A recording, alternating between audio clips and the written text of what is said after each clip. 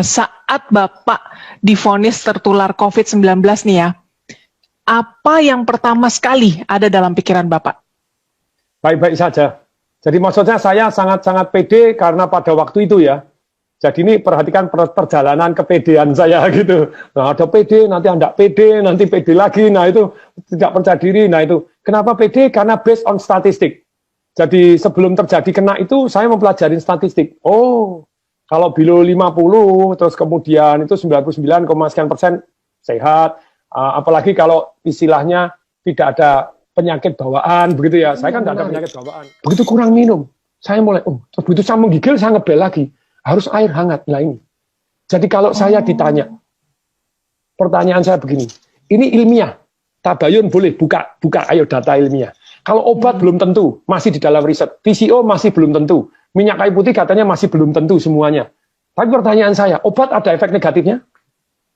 Ada macam-macam. Ada. Tapi kalau air putih ada efek negatifnya? Ada kalau terlalu banyak. Terlalu banyak. Nah sekarang gini, berapa saya tanya sama teman-teman, berapa ukuran air putih? 8 gelas. Salah 8 gelas Loki atau 8 gelas 1 liter. Yang benar tuh sesuai dengan berat badan. Kok Anda beratnya 100 kilo, binaraga minumnya 8 gelas Loki ya salah. Pak ya 250 cc tetap kurang. 100 kilo, 8 gelas, 250 cc tetap kurang. Baca buku itu di Dr. F. Beckman Hellick, itu jadi dia ngomong begini, bahwa manusia itu butuh air. Air berapa? Minimal 30 cc per kilogram berat badan. Saya misalnya bobot 80 kilo dengan tinggi 183. Bukan 8 gelas, yang benar 2,4 liter, 30 cc kali kilogram per berat badan. Pertanyaan saya, betul nggak kalau kurang air, ayo para dokter, para ilmuwan, kalau kurang air 4% Anda lemes, kurang 7% Anda sakit. Ayo mari kita buka, cari data, cari buku boleh. Kurang 20% Anda mati. Dalam hidup ini semua boleh kurang 20%.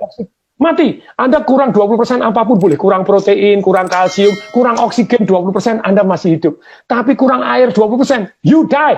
Pertanyaan saya, kenapa di rumah sakit tidak diwajibkan minum? Halo rumah sakit. Ini penting sekali. Kenapa tidak diwajibkan minum? Lupa itu kan harusnya minum sadar sendiri. Tidak bisa. Saya ini tidak punya pengalaman sakit, saya diinfus. Karena diinfus saya pikir tidak perlu minum. Jadi saya merasa kondisi saya drop luar biasa karena kurang air. Nah sekarang kan sudah ada penelitian bahwa ternyata kalau yang namanya orang kena COVID itu darahnya mengental, makanya dikasih heparin, dikasih aspirin. Kenapa dikasih heparin? Suruh minum, woi. Wajibkan minum, diukurin, air hangat. Halo, please deh tolong disampaikan ke semua rumah sakit, semua orang-orang dokter-dokter, please. Karena ini ilmiah. Anda bilang kalau PCO belum terbukti obat-obat, Actemra apakah pasti saya dikasih Actemra, satu suntian 12,9 juta. Ternyata saya baca, betul itu menurunkan inflamasi. Tetapi kalau Anda kena pneumonia, kena TBC, kena itu mati loh. Banyak yang itu ada penelitian tuh, dikasih 5, ada yang ini mati loh, ada yang bahaya. Makanya saya suruh tanda tangan tuh, if something happen. Nah kalau itu belum terbukti menyehatkan, kalau air terbukti kalau kurang mematikan, kenapa tidak diwajibkan minum? Hoi. Sorry, saya sangat-sangat emosional karena saya ngerasain tidak bisa bernapas seperti apa. Mestinya kan air toh, supaya airnya, aduh nih, jadi diwajibkan minum. Jadi wajib, diukurin, wajib minum, ayo minum sedikit, 100 cc air hangat, 100 cc air hangat. Kalau Anda tidak percaya, perhatikan, kalau Anda lagi demam panas, Anda minum air hangat langsung, Anda beres keringetan, diukur, langsung suhunya turun kok. Iya. Coba, kalau ini sudah terbukti menyembuhkan, kenapa kok tidak diwajibkan? Wajibkan, boy.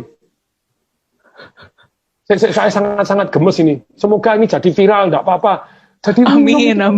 Diwajibkan. Jangan obat doang, jangan infus doang. Kok memang kurang, harus wajib dijamin. Sekian minum sudah belum, diukurin, diiniin, kasih air hangat.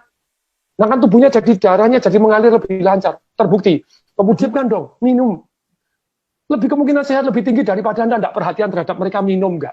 Ketika orang lemes, gini diinfus terus kemudian tidak minum, lah ya kasihan toh ya. Nanti dites darah tidak keluar, dianggap darahnya mengental. Setelah mengental dikasih heparin, dikasih aspirin. Aduh, suruh minum. Wajib. Minum air putih hangat ya. Air putih hangat itu yang paling penting ya, Pak Atung ya. Dan ukurannya 30 cc per kilogram berat badan. Karena tadi kalau air terbukti penting, kenapa tidak diwajibkan minum air? Pernapasan penting, kenapa tidak diwajibkan? Jadi jangan hanya obat boleh, please deh. Sejauh Anda tahu boleh, tapi kalau air terbukti kurang mematikan, kenapa tidak diwajibkan minum air? Air hangat, woi.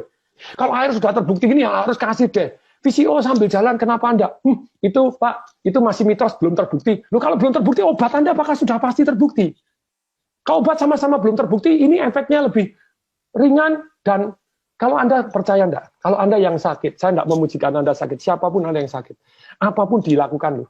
Suruh minum obat ini, nanti kalau kemungkinan mati ya daripada ini ya, mati sungguhan ya apa ya, suruh apa ini. Lah kalau VCO kan baik-baik gitu ya, kenapa enggak gitu loh. Jadi ada penelitian bahwa ternyata orang yang gembira itu megahertznya tinggi, orang yang marah megahertznya rendah, dan orang yang megahertznya rendah kena sakit macam-macam.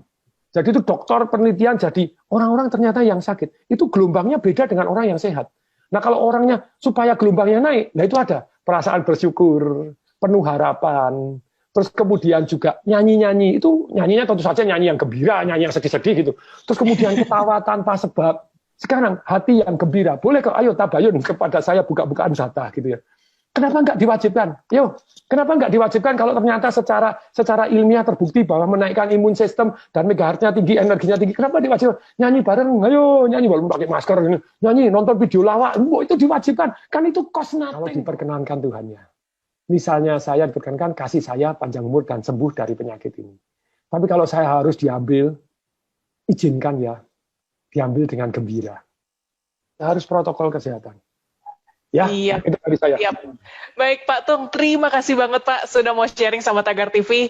Sehat terus Bapak, dan semoga kisah ini bisa memotivasi mereka yang sedang berjuang melawan corona ya Pak ya.